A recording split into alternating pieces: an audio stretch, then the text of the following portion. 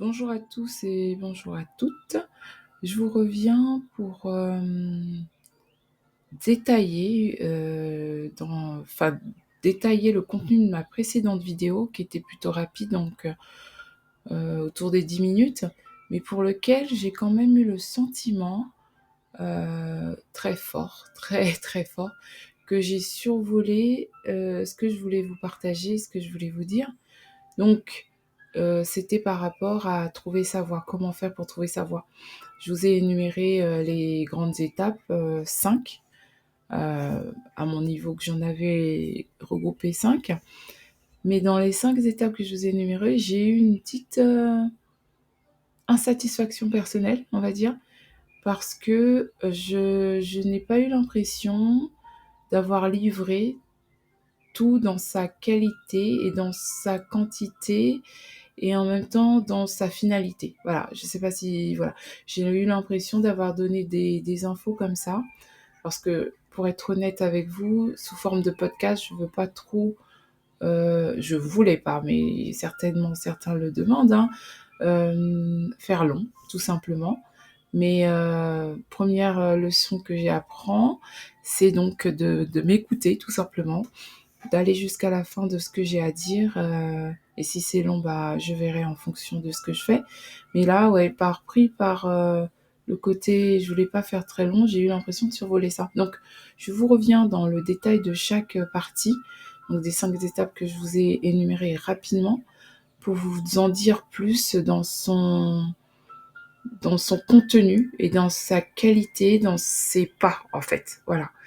Donc, j'avais dit donc, le premier pas, c'était de commencer quelque part.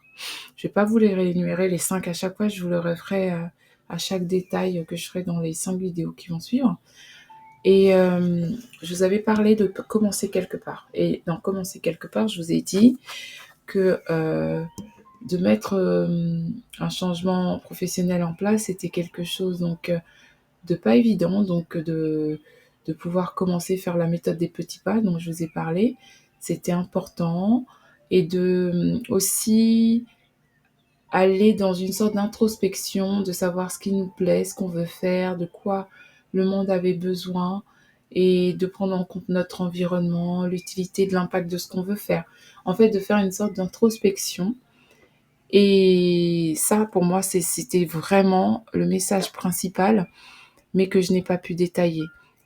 Et dans la prise en compte de tous les impératifs dont je vous ai énumérés très rapidement, je voulais aussi vous rassurer en disant que normalement, quand on souhaite en tout cas au moment où on le souhaite, prendre une nouvelle voie professionnelle, c'est en même temps l'excitation, mais en même temps, la peur et des émotions. Alors la peur, la joie, l'envie, enfin toutes les émotions, sentiments aussi qui sont en jeu, qui se mélangent selon le jour, le moment.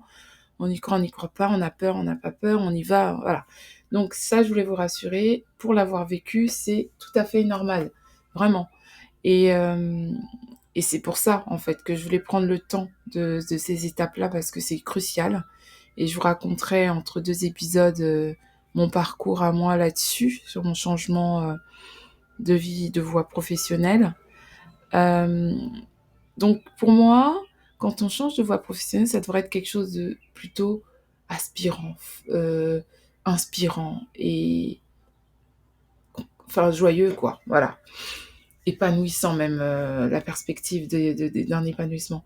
Donc la première chose, c'est d'abord s'auto-évaluer, de faire un point sur ses compétences, sur ses passions, ses valeurs, qu'est-ce qu'on a, qu'est-ce qu'on aime faire, comme je vous avais dit? Qu'est-ce qu'on a à y gagner? Qu'est-ce que le monde a à y gagner? Heu, comment mon comportement ou mon organisation ou mes envies peuvent coller, en tout cas sur papier dans un premier temps, à la voie que je veux entreprendre et les compétences vers lesquelles je veux arriver, l'orientation en fait que je veux prendre. C'est important de pouvoir, jauger, mesurer, faire le tour de ses compétences, ses passions, ses valeurs. Ensuite, de pouvoir, pas forcément dans cet ordre, mais de rechercher les informations nécessaires, d'aller, dans le secteur d'activité qu'on veut faire. Par exemple, moi, c'était le coaching, je venais des ressources humaines.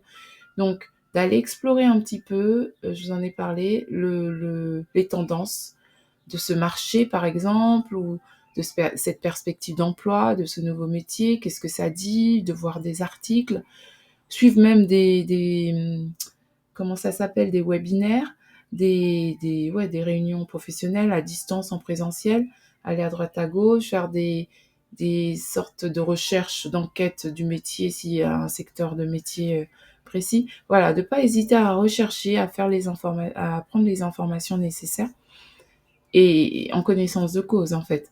Après, si vous voyez, en fonction de tout ce que vous avez recueilli, que il vous manque peut-être quelque chose ou que quelque chose n'est pas clair, n'hésitez pas aussi à vous tourner vers une formation ou une information, apprentissage long ou court, hein, selon ce vers quoi vous voulez tendre et selon la nouvelle voie que vous voulez, le métier que vous voulez entreprendre, de ne pas hésiter à voir votre qualification par rapport à ça. Si, est-ce qu'il vous faut une formation? Est-ce qu'il vous faut une information? Est-ce qu'il vous faut une mise à jour de quelque chose? Un diplôme? Un certificat? Voilà. Et assurez-vous bien que les formations sont reconnues et de quoi on a besoin. Voilà, prenez le temps de ces étapes-là, de vous évaluer, de rechercher les infos. Une fois que vous avez évalué, voir ce qui vous manque, la qualification ou les formations, n'hésitez pas à y aller de ce côté-là et voir après, sauter le pas vers tout ce qui est expérience pratique. Expérience pratique, c'est-à-dire s'il me faut une formation, bon bah voilà, j'y vais carrément, je vais dans un nouveau domaine. Il y en a qui vont vers des stages. Moi, j'ai fait une formation de 1 an et demi. À côté de ça, j'ai été vers des informations. J'ai fait une étude de marché. Enfin, voilà. Tout ça ne veut pas dire forcément que ça tiendra, mais au moins vous n'êtes pas, euh, comme on est dans le changement et que l'inconnu fait peur, de vous rassurer, de mettre tous ces jalons-là pour pouvoir vous dire, voilà, je sais pas du jour au lendemain, ok, j'irai avec eux et je me lance. Quoique, il y en a qui pourraient le faire et le réussir, mais raisonnablement, de savoir un peu là où on va en fait. Voilà, c'est ça l'idée. Hein.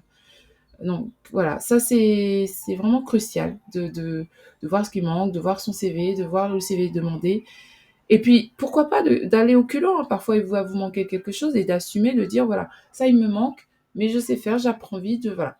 Tant que c'est reçu, tant que on avez la conviction, la foi, euh, de le faire comme ça, mais au moins, c'est en connaissance de cause. Voilà, c'est ça qu'il faut faire. En fait, c'est une sorte de prise de recul vers la voie que vous voulez aller. Car c'est indispensable, indispensable de prendre du recul pour pas être déçu à nouveau, en fait, parce que vous êtes en train de vouloir aller vers une voie choisie, pas la voie que vers laquelle les études vous ont mené, ou que papa et maman ont toujours vu, ou la voie alimentaire. Vraiment pour dire, quand vous serez, par exemple, dans la difficulté ou dans les moments un peu plus compliqués, ou comme tout domaine, hein, et ben, que vous disiez, voilà, je savais et j'ai fait en fonction, connaissance de cause, et j'assume. Et ça peut vous aider en plus plus tard à, à trouver la force en fait de surmonter certaines épreuves ou obstacles qui vous emmèneront le plus loin possible, j'espère. Donc voilà. Après, n'hésitez pas aussi à aller vers les réseaux professionnels, c'est-à-dire tout ce qui est, vous savez, parfois il y a des séminaires je sais pas moi, c'était des coachs. Il y a, pour mon domaine en tout cas, il y avait des réunions de coach, des séminaires de coach certifiés avec des déontologies. Ils font des réunions, des petits déjeuners, des choses comme ça pour informer sur le métier, les obligations, les droits, les plaisirs aussi, pour vous donc amener à aussi commencer à constituer votre réseau si vraiment le domaine vous plaît. Et dans les réseaux, je vois moi LinkedIn, les Facebook aussi, parfois il y a des moyens de réseauter dans les voies du domaine pour être potentiellement au cœur de l'action du métier où vous voulez aller. Mais ça, c'est si vous le sentez, hein, pas pour les histoires de réseau, c'est un plus, mais c'est pas obligatoire. Voilà, ouais, c'est un plus. Ensuite, moi j'y suis allée très doucement hein, vers les réseaux de tout ça. Ensuite, il faut bien sûr planifier, élaborer un plan d'action avec les objectifs bien, alors bien définis ou pas, hein, mais en tout cas avoir des grands objectifs à moyen, court ou long terme. Déterminer les étapes de votre transition.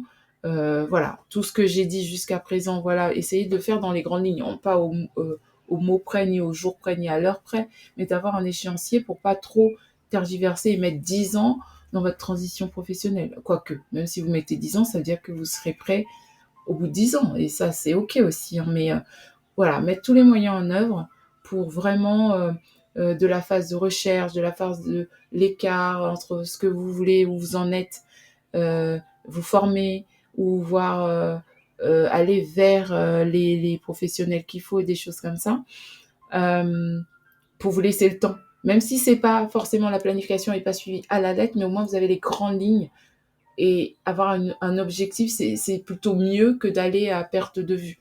Parce que c'est vraiment, comme on dit, enfin moi je dis souvent, c'est la voie que vous avez choisie. C'est comme un enfant que vous avez choisi de l'avoir. Voilà, vous vous préparez, vous achetez, au moins vous savez où il va loger, bon, où il va dormir, les grandes lignes, au moins, voilà. Voilà, par exemple, vous allez dans un parallèle, hein, tout à fait une métaphore, quand vous êtes enceinte, euh, vous allez dire, bon voilà, on va vous dire, vous allez accoucher dans telle période, vous allez faire la trousse pour l'hôpital, vous allez euh, préparer la chambre ou pas, mais au moins vous savez où il va dormir. Essayez de prévoir un petit peu en fait. Même si le jour J où il va dormir n'est pas prêt, au moins vous aurez prévu. Voilà, c'est un peu pour dire tout ça. Même si on a juste dans son objectif, on en a des grandes lignes de l'objectif. Après, il y a la partie pour pas faire trop long encore une fois, mais là je m'étends vraiment exprès. Préparer, alors ce que j'appelle ça la préparation mentale, être prêt en fait à relever le défi. Parce que pendant toutes ces périodes où vous vous renseignez, vous allez à droite à gauche, l'air de rien c'est ok mentalement, mais être prêt à relever le défi, à accepter le nouveau chemin que vous allez suivre et, et à vous préparer avec un mental de résilient, on va dire, je suis prêt, je vais faire le nécessaire et puis bah ça m'emmènera là où ça m'emmènera. Telle étape va pas marcher, bah c'est pas grave, je me relèverai. Voilà, le vrai changement mental, le côté préparation mentale en fait, pour que quand les déconvenus arriveront, parce qu'il en arrivera forcément, hein, on n'est pas maître de tout et on peut rien contrôler. Quand ça arrivera, vous vous direz voilà, ah ça, ok, d'accord. Même si vous mettez quelques jours à le, à le préparer ou à le revoir, mais au moins préparer à voir certaines choses à arriver. Et puis la dernière étape que je vous avais dit très rapidement, c'était de passer à l'action. Voilà. Si c'est un changement de métier vers, je sais pas moi, un statut salarié à auto-entrepreneur, voilà, ça va être un grand changement. Donc vous allez devoir aller vers ce métier avec tout ce que ça sous-tend par rapport au statut. Si c'est pour changer d'emploi, devenir salarié dans un emploi à un autre, commencer sur des projets, à vous impliquer activement vers le nouveau domaine. Euh, Quitte à peut-être faire des stages dans l'entreprise, côtoyer, ne pas hésiter du tout à chaque action à se valoriser, à dire ah je l'ai franchi, c'est bien, à se congratuler, j'allais dire, ça c'est en anglais, mais à se féliciter de, de chaque pas qu'on franchit, parce que l'air de rien, chaque petit pas, même si c'est pas physique, c'est une étape de plus vers la voie qu'on veut et qu'on a choisie. Et ça, tout ça vous fera, vous encouragera. Je sais pas si, dernière métaphore, mais vous avez déjà voulu faire du sport et que vous avez pas trop envie, vous traînaillez, etc. Vous vous mettez en tenue, vous allez dans une salle en tout cas, vous y allez. Et là, quand vous commencez à faire, je dis waouh, ah je me sens bien. Et limite, vous n'avez pas envie d'arrêter ou vous avez envie de revenir tous les jours. Et ben c'est un peu ça, passer à l'action.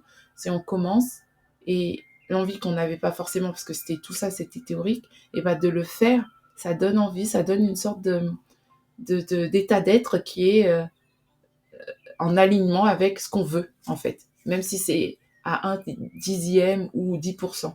ça donne encore envie de franchir les 10% autres, etc., etc. Donc ça, voilà, c'est tout ce que je voulais vous partager, déjà pas mal aujourd'hui. Et je vais vous quitter et vous laisser là, en espérant vous avoir vraiment embarqué et convaincu, enfin pas convaincu parce que embarqué dans tous ces pas, parce que c'est vraiment ça qui pour moi a fonctionné en fait. J'y suis encore un peu parce que je suis là derrière ce podcast, mais je crois, pour l'avoir exercé, que ça marche.